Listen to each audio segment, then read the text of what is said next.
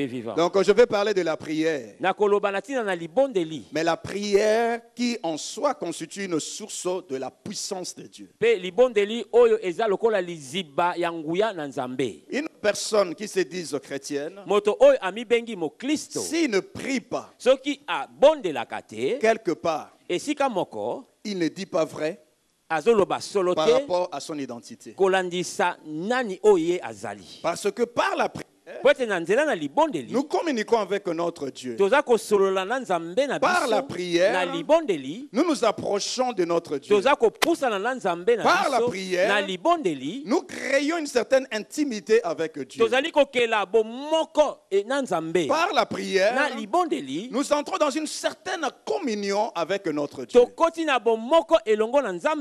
Alléluia. Dieu est vivant. L'homme en tant qu'être humain a été créé sur cette terre avec les choses de ce monde. Mais à part cela, l'Esprit de Dieu est venu lorsque Dieu lui-même a insufflé dans l'homme pour que l'homme puisse vivre. Donc à part la partie charnelle qui est venu de ce monde, Dieu a rajouté, a mis quelque chose de principal dans l'homme qui est son esprit en soufflant dans l'homme. Et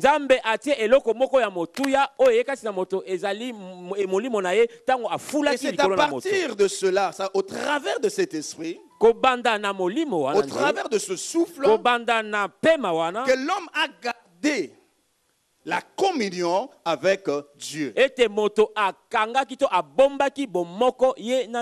Alléluia. Mais ça n'a pas été comme ça depuis le début. Parce qu'au début, la Bible nous dit Dieu était en communion permanente avec l'homme. Si nous nous souvenons de la parole de Genèse qui nous dit que chaque soir, Dieu descendait dans le jardin pour pouvoir parler avec l'homme.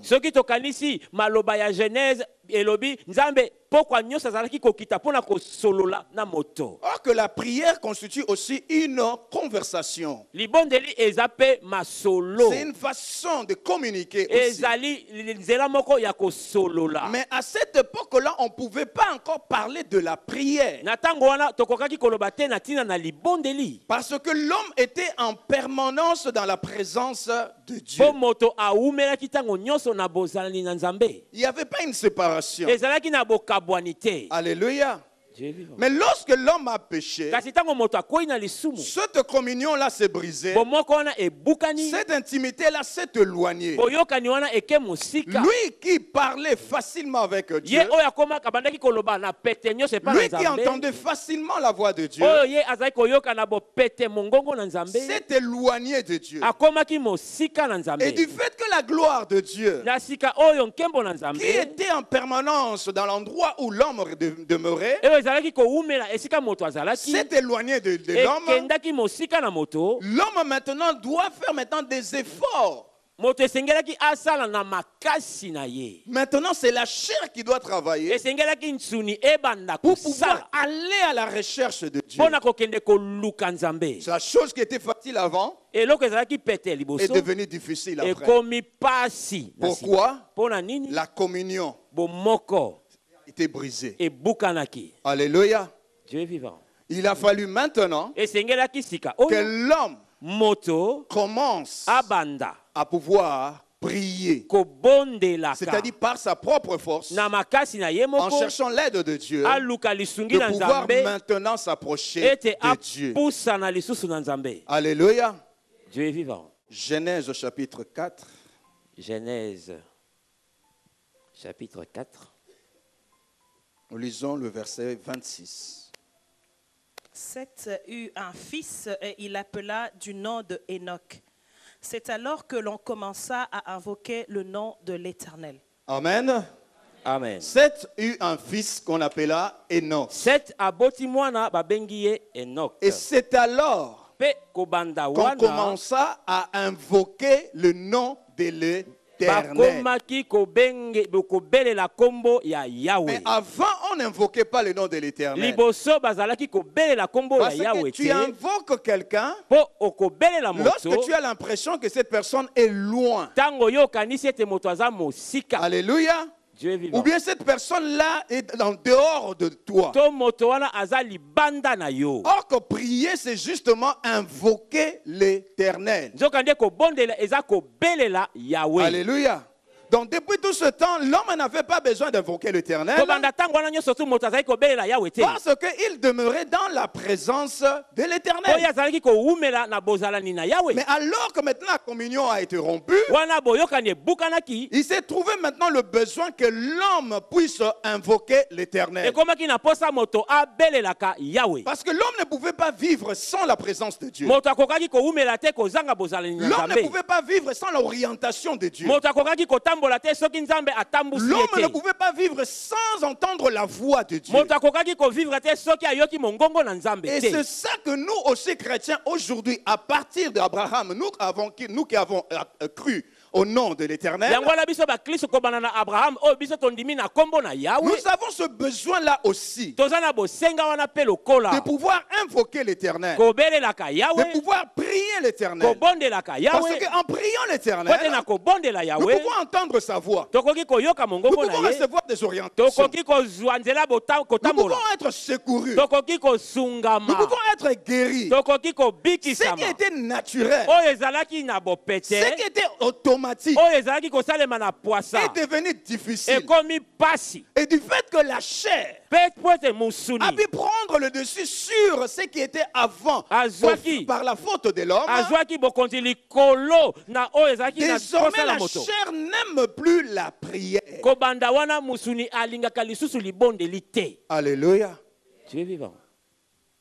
Voilà pourquoi je dis qu'un enfant de Dieu, ou bien un chrétien, qui se dit chrétien, mais qui ne prie pas, quelque part, il n'est pas réellement cet enfant de Dieu. Parce que cette nature-là doit se trouver en lui. Ce désir-là doit être permanent en lui. Le désir d'aller chercher son Dieu. Alléluia. Dieu est vivant. Même notre Dieu, lorsqu'il est venu sur cette terre en personne de Jésus-Christ, il a dû faire face et obéir à cette exigence-là de pouvoir prier. Parce qu'il savait que par la prière, il resterait en contact avec son Père qui est dans le cieu. Sans cette chair, il n'avait pas besoin de cela.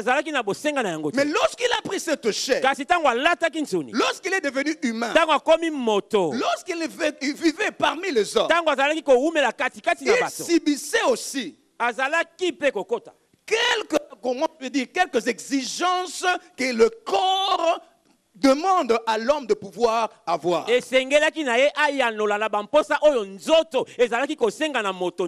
ne pouvait pas bouger comme il voulait parce qu'il était limité par la chair. Mais son esprit n'était pas limité. Mais en étant dans ce corps, il faisait par tout le moyen qu'il puisse rester en connexion, rester en contact avec le céleste, avec son royaume céleste, avec son Père. Parce que la mission qu'elle a été envoyée à faire, accomplie sur la terre, avait son succès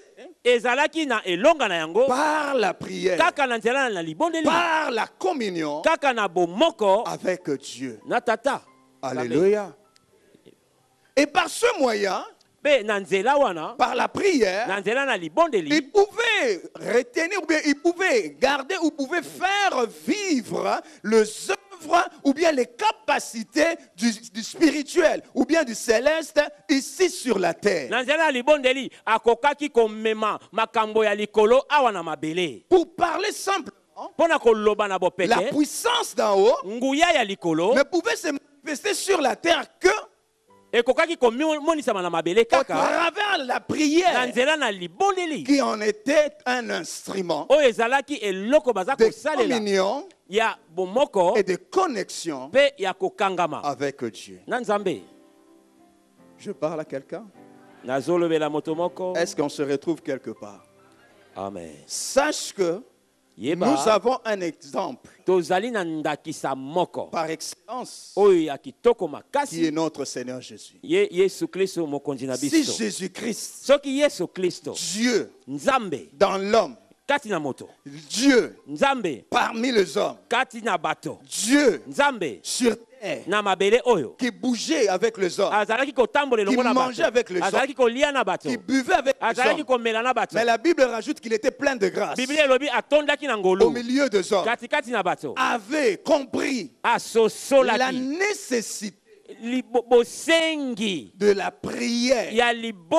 À combien plus forte raison, toi et moi, qui sommes nés de la femme et de l'homme. Alléluia. Nous avons besoin de la prière. Un chrétien qui ne prie pas, c'est un chrétien qui est sans force, qui est sans puissance. Papa aime dire ceci, c'est un piment sans saveur. On voit seulement que c'est un piment. Mais si tu goûtes, tu mets dans la bouche, sur la langue, ça ne brûle même pas. Tu peux le confondre avec la tomate. Parce qu'il n'y a pas ce piquant-là. Tel un chrétien qui ne prie pas. Alléluia. Nous allons maintenant dans notre sujet ou dans notre lecture principale. Nous sommes dans le livre de Luc, chapitre 6, et nous lisons le verset 12 jusqu'au verset 19. Je lis la parole de Dieu pour être précis. À cette époque-là, Jésus se retira sur la montagne pour prier. Il passa toute la nuit à prier. Il passa toute la nuit à prier Dieu. Quand le jour fut levé, il appela ses disciples et il en choisit parmi eux 12, auxquels il donna le nom d'apôtres. Simon, qu'il appela aussi Pierre, André, son frère, Jacques, Jean, Philippe, Barthélemy, Matthieu, Thomas, Jacques, fils d'Alphée, Simon, appelé le Zélote, Jude, fils de Jacques, et Judas l'Iscariote, celui qui devint un traître. Il descendit avec eux et s'arrêta sur un plateau où se trouvait une foule de ses disciples et une multitude de personnes de toute la Judée, de Jérusalem et du littoral de Tyr et de Sidon. Ils étaient venus pour l'entendre et pour être guéris de leur maladie. Ceux qui étaient tourmentés par des esprits impurs étaient guéris. Et toute la foule cherchait à les toucher parce qu'une force sortait de lui et les guérissait.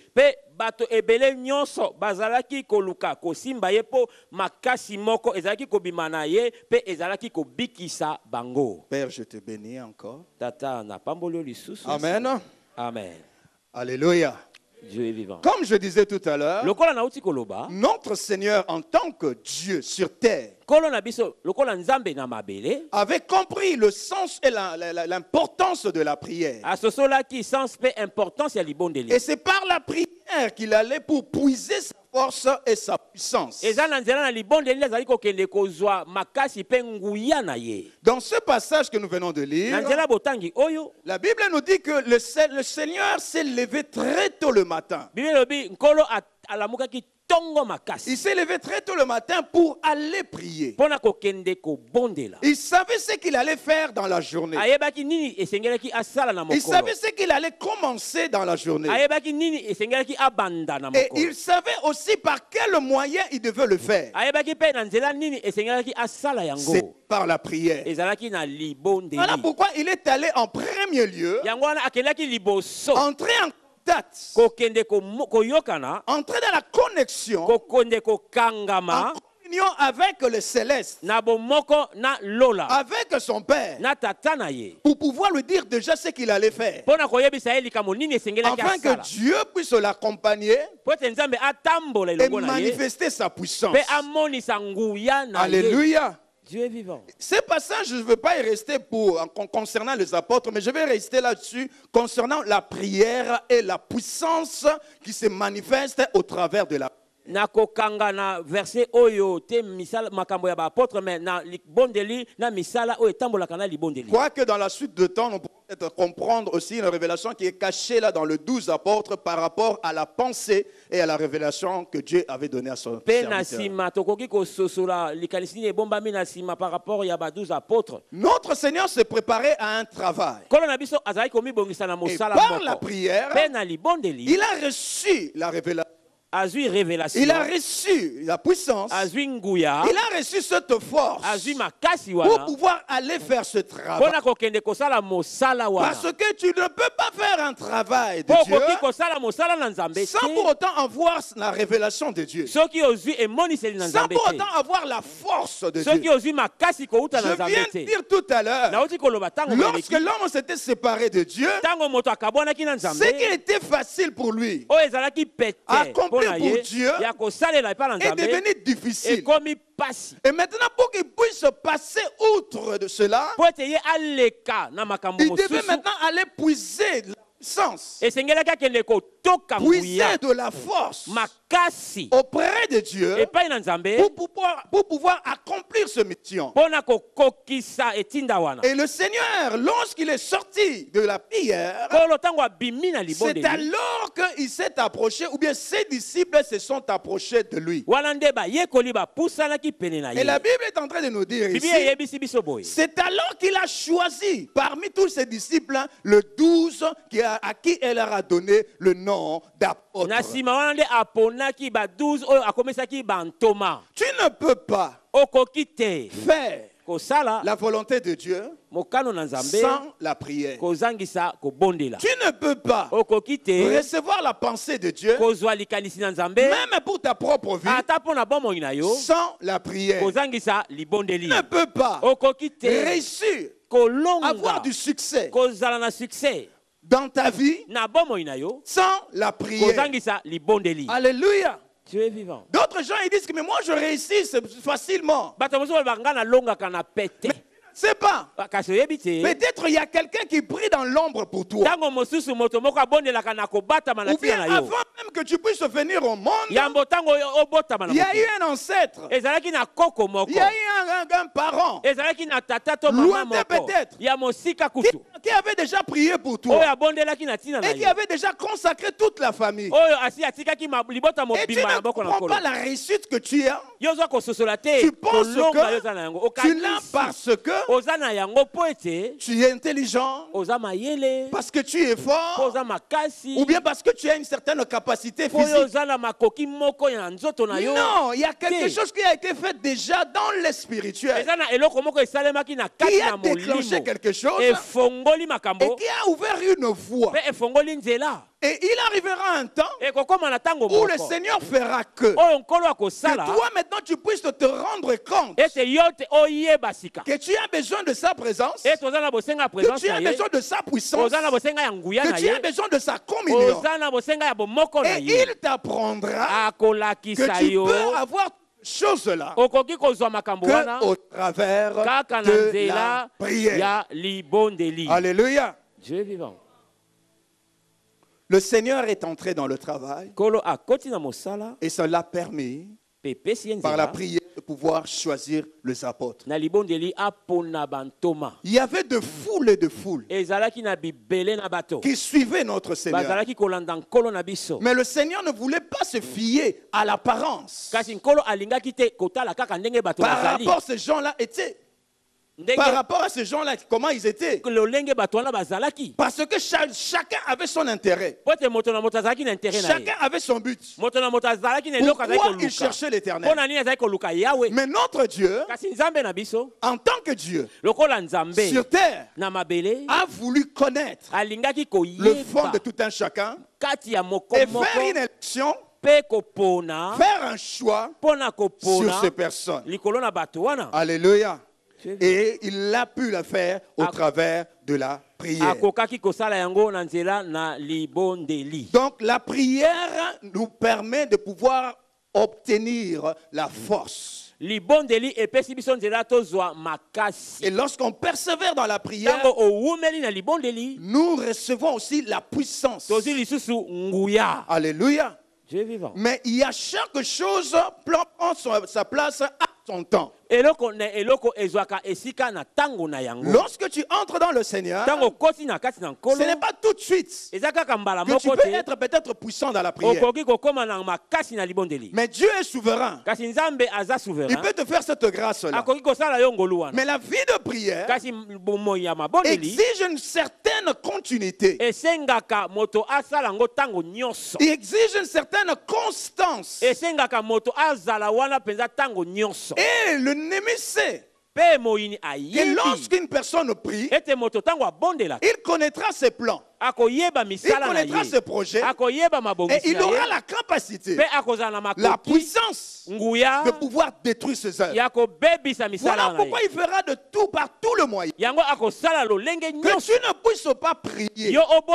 L'église peut être une grande église, mais cette église-là ne sera pas puissante si cette église-là ne prie pas. Alléluia. Dieu est vivant. Ce n'est pas de la prière de lèvres dont je parle, mais c'est une prière qui vient du cœur. Une prière qui découle de la communion avec. Une prière qui découle de la vie de sainteté avec Dieu. C'est cette prière-là qui est efficace. La Bible nous dit, je pense que Jacques qui est en train de nous dire que la prière a une grande efficacité. Alléluia. Dieu est vivant. Ce n'est pas seulement prier juste pour prier. Mais la prière, c'est toute une vie. Voilà pourquoi d'autres disent que nous menons un combat spirituel. Et pendant ce combat spirituel, ils sont en train de prier. Mais ce combat spirituel que tu es en train de faire, si ce n'est pas en rapport avec la communion, avec la sainteté, avec, comment dire, la relation propre avec Dieu, ce combat spirituel n'a pas de sens. Tu seras comme ce piment-là qui n'a pas de saveur. Même un petit enfant peut manger ce piment sans que cela puisse faire quelque chose. Alléluia. Donc nous avons besoin de pouvoir prier. C'est une nécessité qui fait que nous puissions être attachés avec le céleste alors que nous sommes sur cette terre. Alléluia. Dieu est vivant. Par la prière, tu peux avoir une orientation. Par la prière, le Seigneur peut te dire ce que tu peux faire. Te dire aussi, va rencontrer un tel, un tel. Alléluia. Dieu est vivant. Hier, je parlais avec deux bien-aimés. Et je leur disais comment nous sommes venus à ADV. C'est vrai, ça fait déjà 17 ans passés. Il est déjà 17 ans. Il y a longtemps et bientôt 18 ans. 18 ans. Nous habitons la Hollande. Hollande. Et le Seigneur avait fait grâce que nous puissions le connaître notre Dieu. Et nous évoluions dans une église en tant que jeunes convertis. Les choses de Dieu, on ne connaissait pas vraiment ça. Nous avons la soif, le désir de pouvoir connaître ce Dieu. Et le Seigneur a permis que sur notre voie, que nous puissions être avec quelqu'un qui avait aussi la même soif, mais qui est un peu plus mature dans la spiritualité que nous. Et le Seigneur avait permis que nous puissions passer du temps dans la prière avec cet homme. Pendant 2 ans, nous passions chaque week-end dans la prière. Une veillée de vendredi jusqu'à samedi matin. Et le matin, les femmes, parce que nous étions 3 couples, les femmes restaient dans la maison pour intercéder et puis pour faire ce qu'on devait faire, parce qu'on se retrouvait tous dans une seule maison. Et nous les hommes, nous sortions pour aller évangéliser porte à porte et puis aller dans le centre où il y avait des réfugiés pour pouvoir annoncer la parole de Dieu. Et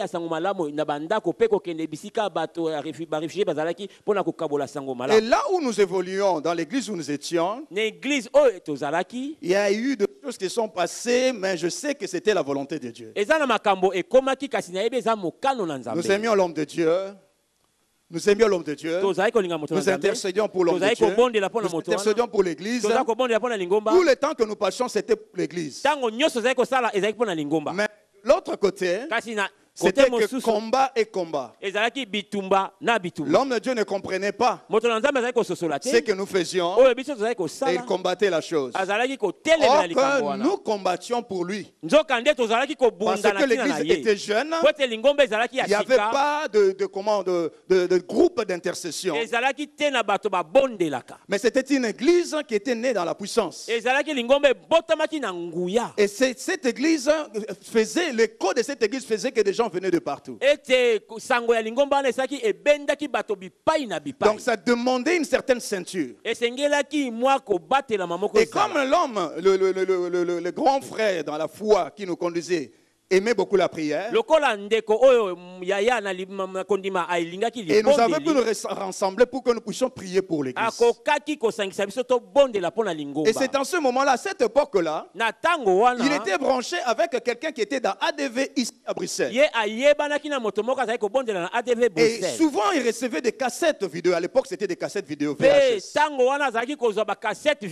Des prédications qui se passaient ici. C'est que papa prêchait et j'avais fait rire le frère, le soeur lorsque je dis ça. À cette époque-là, l'écho de l'homme de Dieu était déjà parti plus loin. Déjà en Hollande, nous on attendait cela. Donc, et à cette époque-là, on l'appelait souffle. Pas moi, mais c'est-à-dire les gens l'appelaient souffle. Parce qu'il était venu avec une certaine manière de prier, il le fait juste aujourd'hui. Et d'autres aussi, nous avons reçu cette grâce-là par lui. Lorsqu'il se présentait devant quelqu'un, il faisait... Mais à cette époque, il n'y avait pas au nom de Jésus. C'était déjà intéressé. Il n'y avait pas in the name of Jesus. Il y avait ces périodes-là, je ne sais pas, peut-être la sœur Cocotte et d'autres anciennes se rappellent de ça. La puissance de Dieu s'est manifestée d'une manière extraordinaire. Alors qu'on priait, le Seigneur nous a dirigés. Il nous a mis de pouvoir venir voir l'homme de Dieu. Mais après beaucoup de temps dans la prière, et nous avons reçu cette orientation. Et en venant ici, comme Dieu ne cache pas à ses serviteurs ce qu'il veut faire, ces choses nous a étonnés. En venant voir l'homme de Dieu dans son bureau, je pense à l'époque j'étais à Scarbeck, je crois. Il nous a dit, le Seigneur m'a déjà révélé qu'il y a mes enfants qui vont venir de la Hollande. Et lorsqu'il nous a vus, le Seigneur a donné la parole. Je n'oublierai jamais cette parole, parce que cette parole est toujours actuelle. C'était dans le livre de 1 Samuel chapitre 10. Sur l'élection de Saoul en tant que roi d'Israël. On a parlé avec l'homme de Dieu. Et pour la première fois, ce que nous vivions dans les pas au travers des cassettes vidéo, nous avons vécu ça face à face. Une onction fraîche, une puissance extraordinaire est descendue sur nous, nous a impacté. Pour la première fois, ce que je voyais dans les images, que les hommes tomber sous l'onction, rire sous l'onction, j'ai pu expérimenter ça. Je me luttais avec ça. J'essayais de retenir ma mâchoire pour que je ne rigole pas.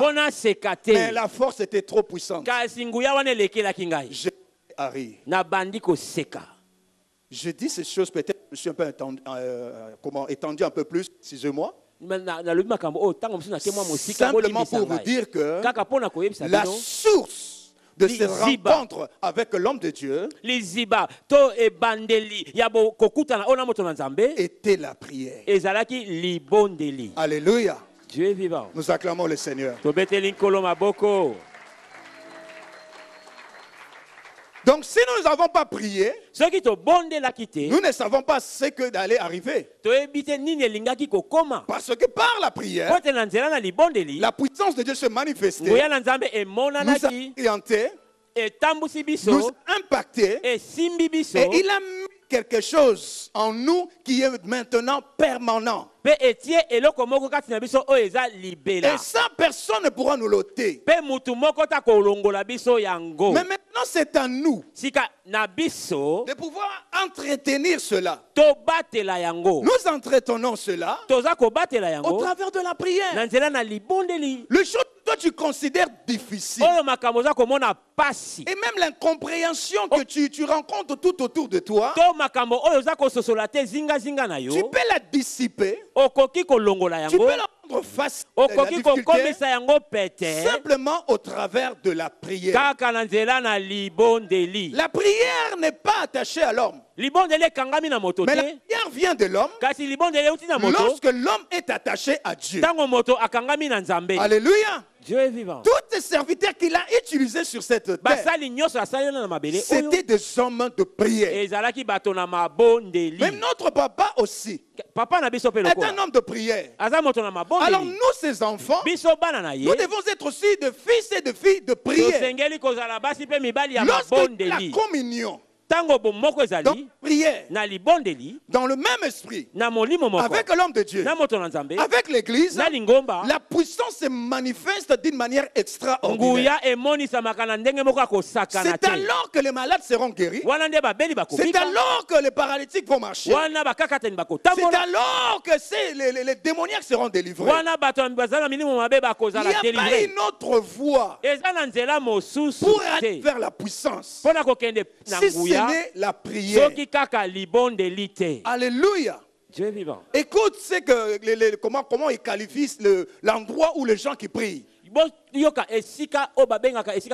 Dans certaines églises de réveil, on a ce terme dire que l'église ou bien l'endroit où le groupe d'intercession, on appelle ça une chaudière. Alléluia. C'est là où il y a le feu. Et même l'Éternel, lorsqu'il avait allumé le feu dans le premier temple que Salomon avait bâti, il leur avait donné cet ordre que ce feu-là ne soit pas éteint. Il a donné cela aux hommes pour qu'ils puissent veiller sur ce feu-là, que ce feu-là ne puisse pas s'éteindre. Et ce feu-là, je te dis, dans ta vie, c'est la prière. C'est la vie de prière. C'est cette prière-là qui te garde chaud. Alors que tu es chaud, avec la chaleur et le feu du Seigneur, l'ennemi ne peut pas venir te toucher. Et même s'il vient te toucher, comme la Bible nous dit, comme Isaïe est en train de nous dire, même si son arme a pu toucher ta chair, mais il dit ceci, que cela ne prospérera pas. Pourquoi cela ne prospérera pas? Parce qu'il va rencontrer une nature qui est contraire à sa nature dans ta vie. Et cette nature-là amène une vie de prière. Alléluia. Mais quelle est la prière qui est efficace? C'est une prière qui est faite avec foi. Mais comment est-ce que tu peux avoir la foi? La source de la foi, la substance de la foi, c'est la parole. Donc la prière est connecté à la foi, est connecté à la parole. Lorsqu'une prière est attachée à cela, obligatoirement cela accouche de la puissance. Parce que si tu es chrétien et que tu pries vaille que vaille, pour autant avoir comme socle, sans pour autant avoir comme fondation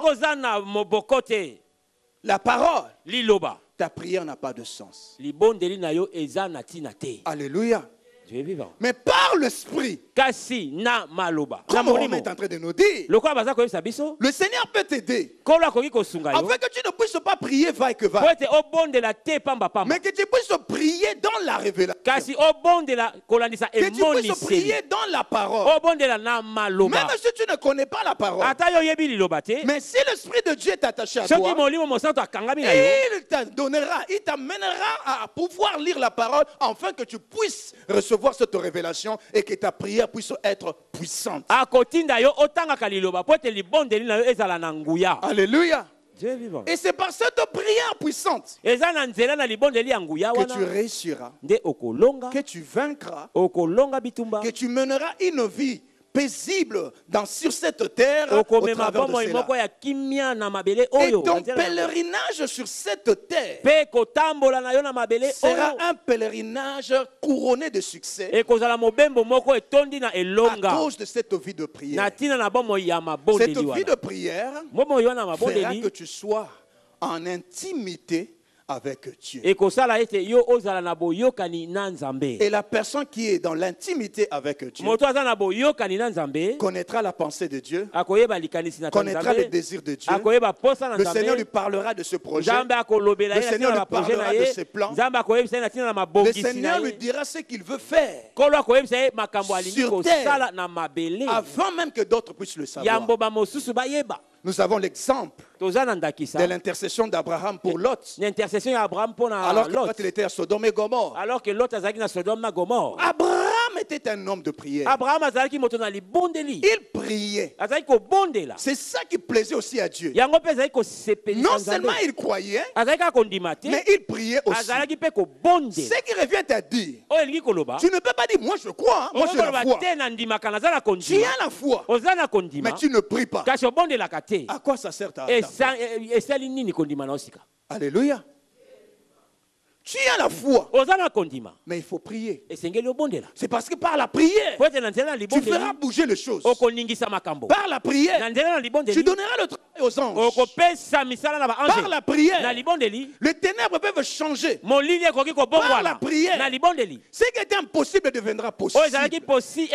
Tous les gens qui ont changé quelque chose dans leur vie ou bien dans la vie des autres, lorsque vous entrez dans la Bible, ils l'ont fait au travers de la prière. ADV, peuple de Dieu, nous voulons être puissants. Imitons notre Seigneur. Imitons notre Seigneur. Il s'est levé très tôt le matin. Il montait à la montagne. C'est là qu'il criait. Même avant la dernière mission, avant d'aller vers la croix, c'est là aussi qu'il est monté pour pouvoir crier à Dieu. Alléluia. Nous devons crier dans nos vies. Les cris, ce n'est pas seulement parler fort. Mais le vrai cri, ce sont les cris qui viennent de l'intérieur, de ton âme. Lorsque ton âme est en connexion avec Dieu, tu peux prier vraiment à voix basse, même en n'ouvrant pas la bouche. Mais à cause de cette communion, ce que tu es en train de dire à l'intérieur fera des choses. Alléluia. Dieu est vivant. La Bible nous dit ici, après la prière, c'est alors qu'il s'est choisi des apôtres. Et combien de apôtres étaient-ils? Ils étaient au nombre de 12. Voici la révélation que l'homme de Dieu a pu recevoir. Que nous puissions s'aimer ce premier mois de janvier par la prière pour toute l'année. Mais l'année a combien de mois? Alléluia. L'année a 12 mois. Alors si tu veux nommer chaque mois de cette année selon tes désirs et selon la volonté de Dieu, prends au sérieux ce mois de janvier. Passe au travers de la prière. Alors tu pourras donner de nom. Si tu peux appeler janvier succès, si tu peux appeler février fécondité, si tu peux appeler mars prospérité, tout ce que toi tu veux. Mais tu as maintenant la capacité et cette puissance-là à le faire au travers de la prière. Alléluia. Dieu est vivant. Lorsque le Seigneur Jésus-Christ est descendu, après avoir choisi ses apôtres, et qu'il est descendu vers la foule, vers le peuple, la Bible nous dit que la foule qui était là l'attendait pour la guérison, l'attendait pour être délivré. Et par cette puissance qu'il a reçue dans la prière, la grandeur de Dieu se manifestait. La Bible est en train de dire que tous ceux qui étaient malades ont été guéris de toutes leurs maladies. Mais qu'est-ce qui a fait que cette maladie soit guérie? C'est la prière qui a fait qu'un courant puisse se passer pour que cela puisse toucher les hommes pour les guérir. Et ces derniers versets-là, dans ce passage que nous avons lu, il est en train de dire tout le monde venait vers lui. Il désirait le toucher. Pourquoi il désirait le toucher? Parce qu'une puissance sortait de lui. C'est cette puissance-là qui les guérissait, qui les libérait, qui faisait que les démons puissent fuir. Une personne qui prie, il change d'apparence. Non seulement qu'il change de choses, mais lui-même il change aussi d'apparence. Si les yeux des hommes normaux ne peuvent pas voir ça, mais ceux qui ont les yeux spirituels, les démons et tous ces occultistes, ils voient que cet homme est différent. Alléluia. Dieu est vivant. Même Moïse, lorsqu'il montait à la rencontre de l'Éternel, en restant longtemps dans sa présence, lorsqu'il descendait, son apparence changeait. Son apparence changeait. Ce qui a fait que le peuple d'Israël, qui était tout autour de lui, non seulement avait crainte de lui, non seulement il avait crainte de lui, mais il voyait Dieu au travers de lui. Pourquoi il voyait Dieu au travers de lui? À cause de cette communion par la prière avec Dieu. Peuple de Dieu, en cette année nouvelle, si nous voulons changer de choses, parce que Dieu nous a dit que le Seigneur va nous donner un nom en cette année-ci. Il rendra notre nom grand. Il nous amènera vers notre destinée. Alléluia. Dieu est vivant. Mais nous ne pouvons pas arriver dans ce stade-là si nous ne prions pas. Voilà pourquoi l'homme de Dieu a voulu que ce soit au début de l'année qu'on puisse parler de la prière. Que tu sèmes la sémence, ou tu plantes la sémence de la prière en cette année nouvelle pendant ce mois de janvier. Si tu commences en ce mois-ci, le Saint-Esprit t'aidera pour le restant de l'année. Et que tu puisses changer de niveau, que tu puisses aller dans la profondeur, et que tes ennemis puissent te craindre, et qu'ils puissent voir ton Dieu au travers de toi. Peuple de Dieu, nous devons prier pour que la puissance puisse couler en nous. Alléluia. Dieu est vivant. Alléluia. Dieu est vivant. Que le Seigneur nous bénisse.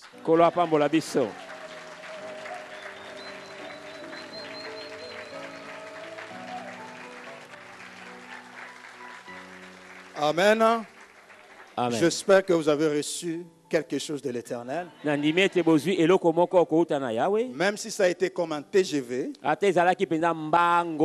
le TGV est arrivé à la destination. TGV est commis na esika na yango. Alléluia. Dieu est vivant. Alors, est-ce que nous pouvons nous lever avant que je cède le micro au papa de la maison? Si tu peux lever tes mains par rapport à cette parole, faire un exercice par la prière. Commencez d'abord à dire merci au Seigneur. Parce qu'il a encore renouvelé ton intelligence. Il est allé encore démarrer quelque chose en toi au travers de cette parole. Alors si tu peux lever le main pour ça rendre grâce au Seigneur. Nous prions au nom de Jésus-Christ. Nous prions au nom de Jésus-Christ. Nous prions au nom de Jésus-Christ. Rendons grâce à Dieu. Nous rendons grâce à Dieu. Père, nous te disons merci. Nous te disons merci parce que tu es venu à notre rencontre. Merci Jésus. Pour nous attirer vers toi, Seigneur Jésus-Christ. Merci pour ta parole. Tu es venu réveiller notre esprit, Seigneur. La Bible nous dit, Père très saint, que tu as envoyé, Père très saint, ton esprit pour aller réveiller l'esprit de Zorobabel, pour aller réveiller l'esprit de Josué, parce que tu voulais qu'il puisse accomplir une mission, Père. Tu voulais qu'il puisse rebâtir, Père très saint, le temple de Jérusalem. Tu es allé réveiller leur esprit, Père, afin qu'ils puissent se lever et pouvoir prier, Père. Father, in the name of Jesus, je crois que tu nous as réveillés. Je crois que tu nous as encore élevés. Je crois que tu nous as fait grâce au travers de cette parole. Voilà pourquoi, Papa, nous te disons merci. Que cette grâce coule au milieu de cet endroit. Que cette grâce coule au milieu de ton peuple, Seigneur. Que la grâce, Père très saint, d'une vie de prière, Père très saint, communiquer en tout un chacun, Seigneur. Fais de nous, Père très saint, Seigneur, la maison de prière. Comme tu l'as dit, Père très saint, par Esaïe, Seigneur. Car nous avons cette nécessité, Père très saint, de pouvoir prier en tout temps, Seigneur. Que ton esprit, Seigneur Jésus, nous amène, Père très saint, à s'élever le matin, à s'élever le soir, Père. Aller devant ta face, Seigneur, en tout moment, Père très saint, et pouvoir prier, Seigneur. Afin de changer et de transformer, Seigneur, toutes choses dans nos vies et dans notre environnement, Père. Papa, je crois, Seigneur Jésus, ce que l'homme ne peut faire, Père, Ton esprit le fait. Ta puissance le fait, Père. Voilà pourquoi, oh roi, je te rends grâce de donner cette grâce, de transmettre, Seigneur, la puissance, Père très saint, par la prière dans ton église, au nom puissant de Jésus-Christ.